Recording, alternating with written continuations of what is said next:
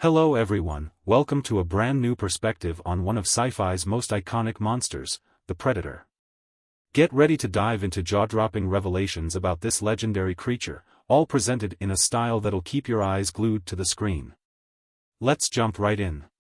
10. The joke that sparked a legend. It might sound unbelievable, but the entire Predator saga got its start because of a playful joke floating around Hollywood after the release of Rocky IV. Back in the mid-1980s, Sylvester Stallone's Rocky Balboa had seemingly pummeled every formidable human opponent on the planet. So the rumor mill ran wild with a witty notion: the next Rocky film would inevitably pit the Italian stallion against a space alien, because who else was left for him to fight? Although it seemed like a throwaway gag at the time, two budding screenwriters named Jim and John Thomas seized on this whimsical idea and crafted what would become one of the most celebrated sci-fi/action stories in cinema.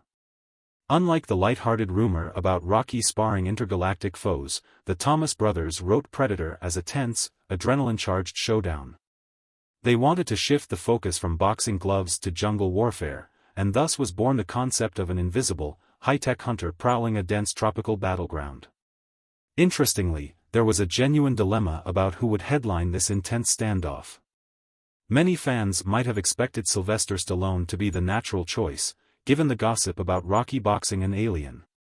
However, it was Arnold Schwarzenegger, fresh off hits like Commando, who ultimately donned the role of the fearless special operative, Dutch.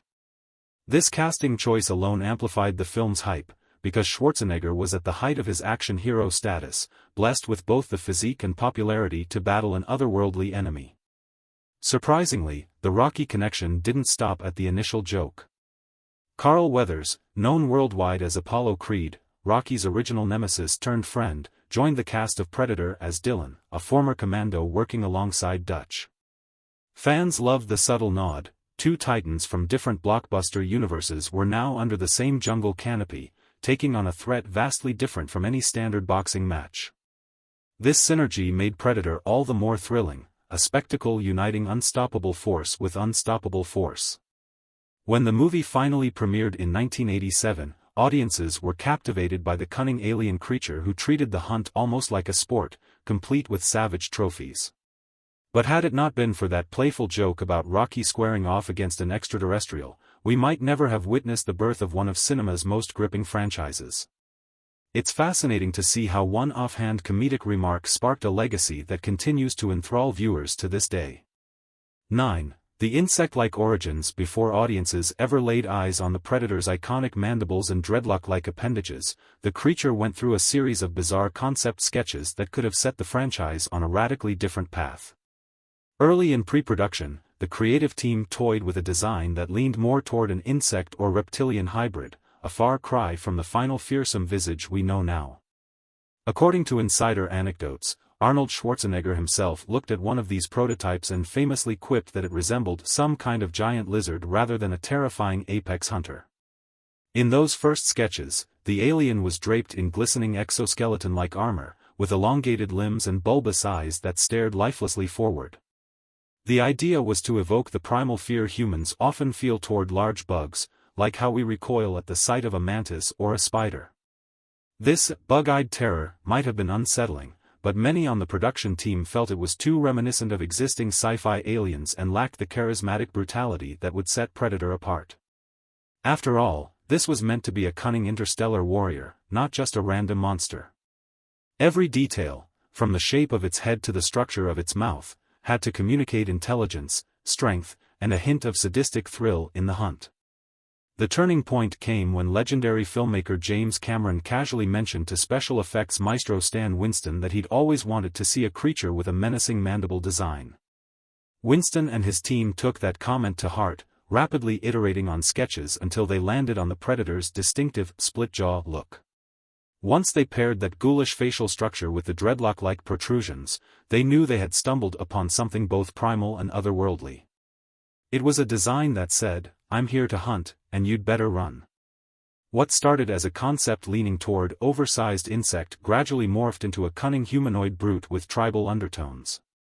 This new aesthetic suggested a warrior culture, advanced in technology yet guided by a code of honor. Gone were the giant bug eyes, replaced by a fierce visage that expertly blended the grotesque with the tactical.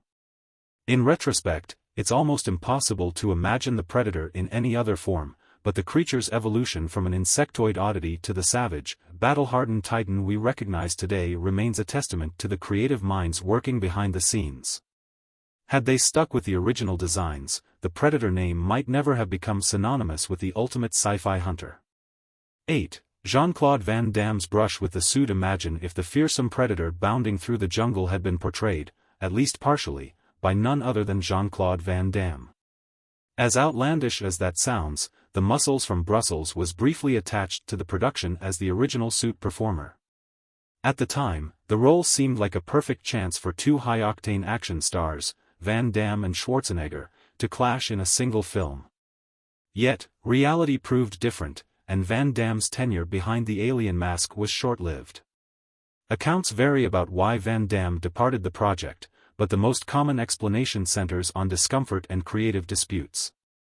Filming in the sweltering Mexican jungle was no picnic, and the prototype Predator suit was notoriously hot, heavy, and restrictive. Van Damme, known for his martial arts prowess and acrobatic style, found the confines of the bulky costume unbearable. Some sources claim he also envisioned a more agile, ninja-like creature, clashing with the production's plan for a hulking, methodical alien. In the end, his frustrations bubbled over into vocal complaints, culminating in his dismissal. While some dismissed it as whining, others sympathized with the extreme conditions Van Damme faced inside that early version of the Predator suit. Although his presence on set was brief, it remains a tantalizing what-if scenario. Imagine the fight choreography had Van Damme stayed, bringing his trademark high kicks and spin moves to the role. Would the creature have been more elegant or acrobatic? Would we have lost that ominous sense of a towering figure looming over its prey? The production team clearly had a vision for a slow, calculating predator relying on stealth, advanced weaponry, and brute strength, rather than fluid martial arts. Consequently, the actor who ultimately wore the final version of the suit, Kevin Peter Hall, stood at an imposing 7 feet 2 inches and better embodied that intimidating presence. In hindsight, Van Damme's involvement feels more like a fascinating footnote than a missed opportunity. The predator we saw on screen needed to be every bit as menacing and monstrous as the story demanded. Having a martial arts champion hidden within might have diluted that grounded, primal dread. Still, the notion of Jean-Claude Van Damme performing jump kicks in camouflage with a tri-laser target on his helmet is a wild piece of cinematic trivia. It's a reminder of how many creative elements shift and shuffle before a film achieves its final, iconic form. Sometimes, what might seem like a flashy matchup simply doesn't align with the bigger vision. 7. The name almost wasn't Predator. Choosing the perfect title for a movie can be a daunting task.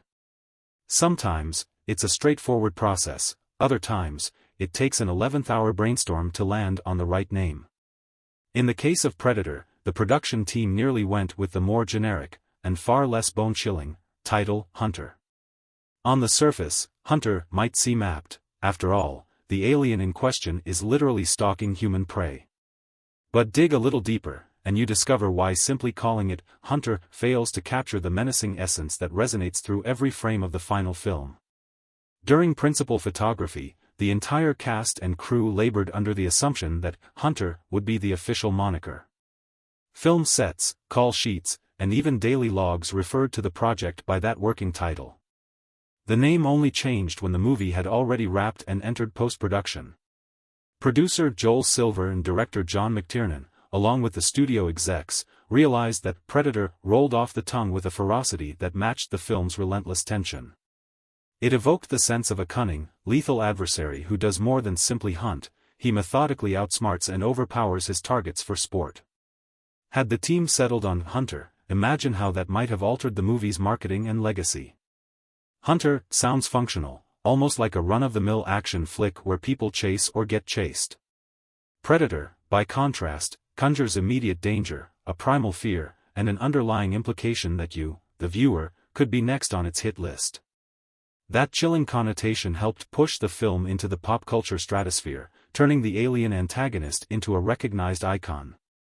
There's something about the word predator that taps into humanity's collective nightmares, of being stalked by a creature far superior in skill and technology. What's equally intriguing is the ripple effect this title choice had on future expansions. Think about it, Alien vs. Hunter doesn't sound nearly as epic as Alien vs. Predator. The power of a well-chosen name can shape an audience's expectations, influencing spin-offs, sequels, and even crossover properties. Studios look for that instant spark, one that invites the viewer to imagine a formidable, unstoppable force. With Predator, they nailed it, ensuring the franchise would stand out among the countless Space Invader stories of the era. So yes, the Predator was almost the Hunter, but as fate would have it, the final pick was infinitely more memorable. 6. The crossover clash with Batman and Superman. It's no secret that comic book universes love crossovers. Sometimes they're brilliant, sometimes they're off the wall, but they're nearly always entertaining. One of the lesser-known but delightfully bizarre crossovers is how the Predator ended up tangling with two of DC Comics' most revered heroes, Batman and Superman. Although these epic showdowns never graced the silver screen, they've been immortalized in ink, bringing fans unthinkable battles that blend sci-fi horror with superhero grandeur. First, let's talk about the Dark Knight's encounter with the extraterrestrial Hunter. In Batman vs. Predator, Gotham City becomes the aliens' new hunting ground, and the Predator soon discovers that the Caped Crusader is no ordinary mortal. Much like the stealthy hunts we see in the films, the creature targets high-value human adversaries, only this time, Batman is on its radar. What ensues is a gritty, grim clash of wills and wits. Batman has to dig deep into his detective skill set and advanced gadgetry just to survive. Ultimately, the comic highlights a fascinating parallel. Both Batman and the Predator rely on intimidation, cunning, and meticulous preparation to overpower enemies. The crucial difference is that Batman adheres to a moral code, whereas the Predator's code is all about the thrill of the hunt. Meanwhile, Superman vs. Predator catapults the concept into a more cosmic domain. The Man of Steel, champion of truth and justice, collides head-on with a lethal being whose only aim is to claim the strongest trophy. On paper, you'd imagine Superman would swat the Predator aside like a pesky mosquito. After all, he's Kryptonian, practically a god among men. Yet, the comic reveals that the Predator's advanced technology, cunning, and relentless nature can exploit even the slightest vulnerability. There's a brutal tension in watching Superman, usually so invincible, grapple with an opponent that refuses to back down, even if it means facing near certain doom. These crossovers might not be cinematic canon, but they've significantly expanded Predator's mythos. By squaring off against iconic superheroes, the Predator cements itself as one of pop culture's most adaptable villains. Sure, it thrives in jungle terrain or futuristic cityscapes, but toss it into a comic universe full of caped crusaders and it still puts up one thrilling fight. Whether you're a die-hard Batman fan or a Superman loyalist, it's impossible not to be intrigued by an alien assassin who can challenge these towering icons. The comics may be fictional, what-if, scenarios, but they underscore a fundamental truth: in any universe, the Predator is a nightmare that refuses to be taken lightly. Number 5, That Time Predator Fought. Archie? In the realm of unlikely crossovers, few can top the pure absurdity of Archie meets Predator. Picture the wholesome world of Riverdale, complete with milkshakes, high school dances, and teenage drama, invaded by one of science fiction's deadliest hunters. It sounds like a fever dream, yet it happened. The juggernaut of teen comedy collided with the lethal enigma of the Predator, resulting in a bizarre and surprisingly intense storyline that left fans both bewildered and exhilarated. This mashup sees the Predator descending upon Riverdale in pursuit of trophies worthy of its reputation. Initially, the tone remains playful. Jughead cracks wise about alien conspiracies, Betty and Veronica fret over who's going with whom to the dance, and Archie tries to keep everything under control. But slowly, darkness creeps in as bodies begin to pile up. The creative team behind the comic pulled no punches. We witness Jughead meeting a gruesome fate, his body ravaged in ways that starkly contrast with Riverdale's typically sunny vibe. Even longtime fans were shocked to see the cutesy cartoon aesthetic drenched in full-blown gore, an audacious move that turned the series into a cult favorite. However, the most jaw-dropping moment is undeniably the showdown involving Archie himself. In a flash, the carefree redhead at the heart of decades worth of light-hearted stories becomes a victim of the Predator's deadly precision. It's not just a knockout or a comedic feint, the beloved teen icon is brutally, unequivocally taken out in a graphic display that would be right at home in a hardcore horror comic. The impact of this scene is magnified tenfold by the classic Archie art style, which usually exudes innocence. Seeing these bright, simple lines splattered with unrestrained carnage is jarring, and that's exactly why it made such waves in the comic book community. Beyond the sheer novelty of seeing a G-rated universe collide with an R-rated monster, Archie meets Predator underscores the Predator's versatility as a character. This alien killing machine fits seamlessly into a jungle war film, a superhero saga, or even a teenage dramedy. No matter the setting, the Predator's savage code of honor and unquenchable thirst for the ultimate hunt stand out. As outlandish as this crossover might be, it highlights a deeper truth: the Predator's appeal extends far beyond its original 1987 film.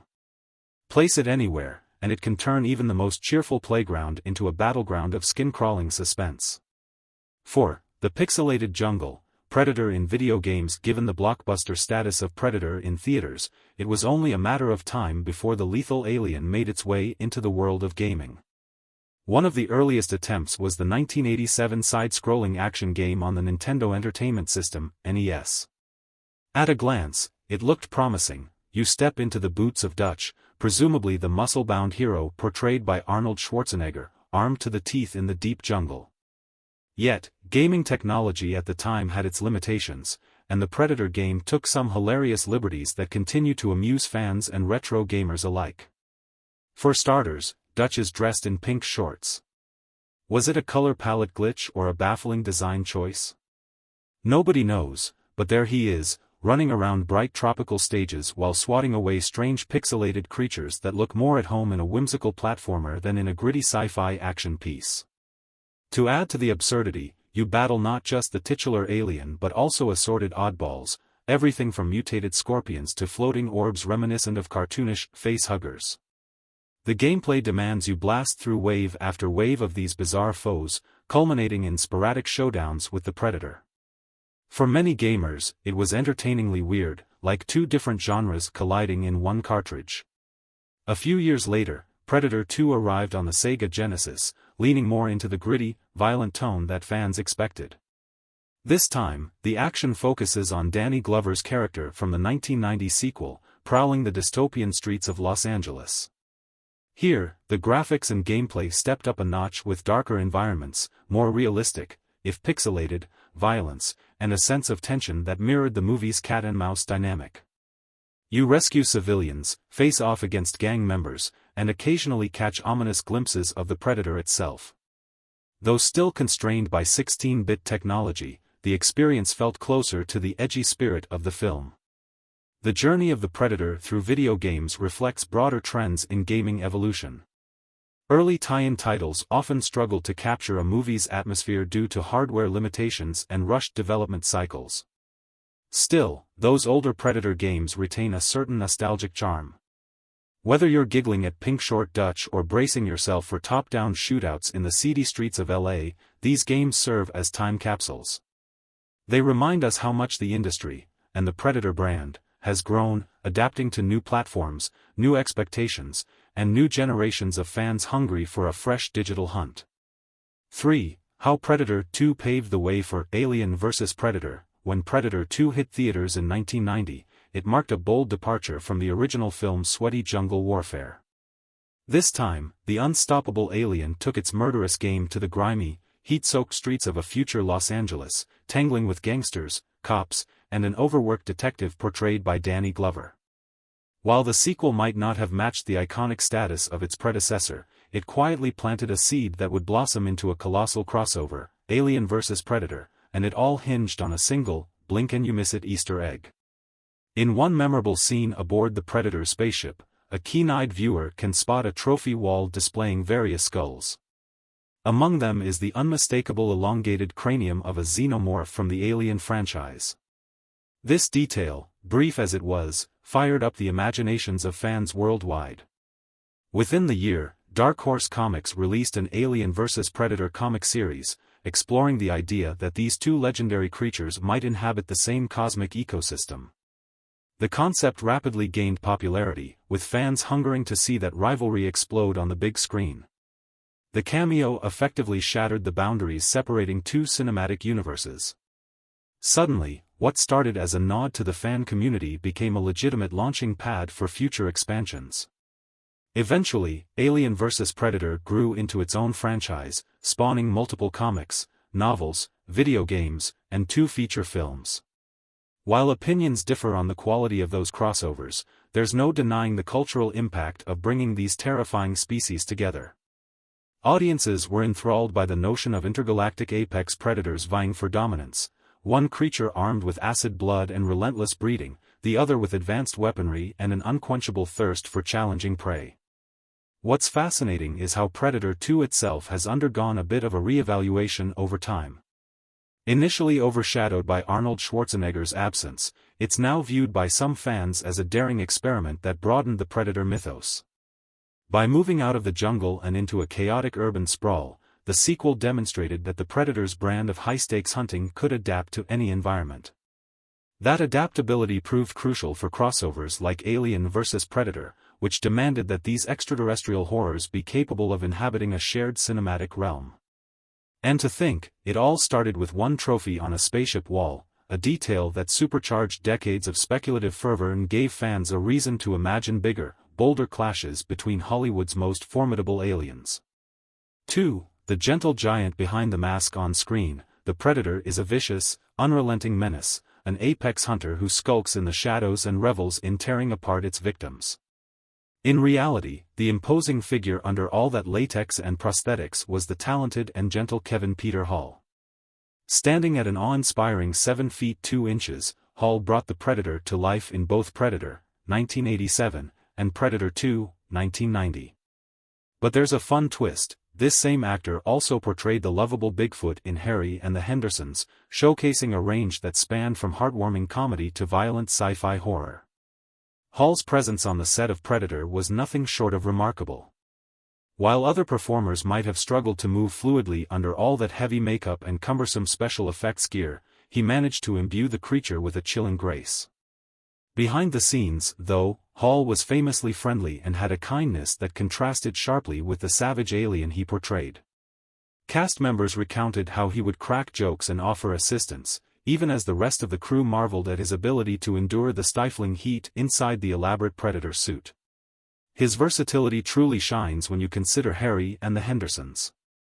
In that film, he played Harry, a massive, huggable Bigfoot with soulful eyes and a gentle spirit. The role demanded nuanced body language, effectively communicating an emotional range that included curiosity, fear, and a childlike sense of wonder. Watching him switch between a lethal cosmic hunter and a fuzzy, misunderstood forest dweller underscores his unique physical acting chops. While most recognized him for the Predator's terrifying stance and monstrous roar, mechanically produced but physically informed by Hall's movements, those who looked closer discovered an actor with a gift for silent storytelling. Tragically, Hall passed away in 1991 at the young age of 35. His untimely death left a void in Hollywood's corner of practical creature effects. Even so, his legacy lives on in every subsequent Predator iteration.